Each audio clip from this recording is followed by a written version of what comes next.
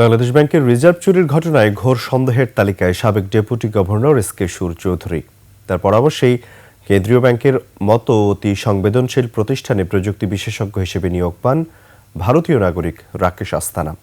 Reserve চুরির ঘটনা ফাঁস হওয়ার পরপরই বাংলাদেশ ছেড়েছেন রাকেশ। তবে রিজার্ভ চুরির সন্দেহের বেড়াজাল ভাঙতে পারেননি তিনি। এসকে সুর চৌধুরীও সন্দেহের বাইরে নন। এছাড়াও ব্যাংক ও আর্থিক খাতের লুটপাটের অন্যতম সহযোগী বলা হয় এসকে সুর চৌধুরীকে। রাজীব জামানের রিপোর্টে বিস্তারিত।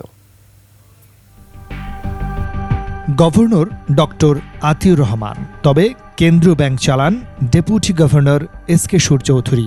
একটা সময় এটি ছিল ওপেন সিক্রেট। এ কারণে ব্যাংক খাতের মাফিয়া চক্রের সদস্যরা এসকে সুর চৌধুরীকে গভর্নরের চাইতেও দিতেন বেশি গুরুত্ব। এস আলম, নজরুল ইসলাম মজুমদার, সালমান এফ রহমান, জয়নুল হক শিকদার, পিকে হালদার, শেখ আব্দুল হাই বাচ্চুরা আগ্রাসী হয়ে ওঠেন এসকে সুরের সময় থেকেই। এসকে সুরের ব্যাপারেও সেই ঘটনায় দেখা গেছে, শোনা গেছে গত সরকারের বিভিন্ন মহলের সাথে তার একটা বিশেষ ধরনের সম্পর্ক ছিল, যার জন্য তার প্রমোশন হয়েছে। রিটায়ারমেন্টের পরেও সে এক্সটেনশন পেয়ে সেখানে গুরুত্বপূর্ণ পদে ছিল। তো এগুলোকে ইন্ডিকেট করে। ব্যাংক ও আর্থিক প্রতিষ্ঠানের দায়িত্ব থাকাকালে 4টি আর্থিক প্রতিষ্ঠান তুলে দেওয়া হয় পিকে হালদারের কাছে। ইসলামী ব্যাংক, সোশ্যাল ইসলামী ব্যাংক যখন এস আলম দখল করেন, সেই অনুমোদনও দিয়েছেন এসকে সুর। মাফিয়াদের সিন্ডিকেটকে ব্যাংক লুটে সহায়তা দিয়ে বিপুল অর্থের মালিক তিনি। তদন্ত সাপেক্ষে যথেষ্ট প্রমাণ দুদকের কাছে আসার পরেই তাকে অ্যারেস্ট করা হয়েছে। এই ব্যাপারে বোধহয় আর কোনো সন্দেহের অবকাশ নেই।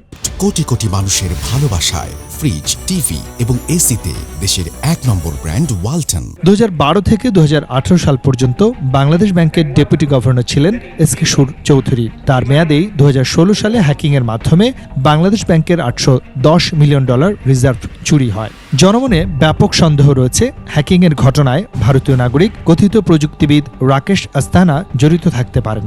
এই রাকেশ আস্তানা হ্যাকিংয়ের কয়েক মাস আগে বাংলাদেশ ব্যাংকে নিয়োগ পান, আর তার নিয়োগে এসকে সুর চৌধুরীর প্রভাব ছিল।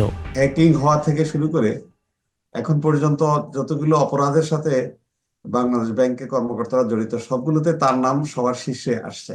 যাদের ফ্যাসিলিটেশনের কারণে এই ধরনের দুর্নীতি বা এই ধরনের করাপশনগুলি হয়েছে, অনলি তাদেরকে অ্যাকাউন্টেবল করে তাদেরকে আইনের আওতায় আনা উচিত।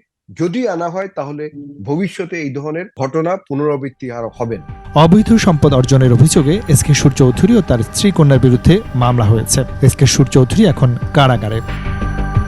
রাজীব জামান, 21 টেলিভিশন, ঢাকা।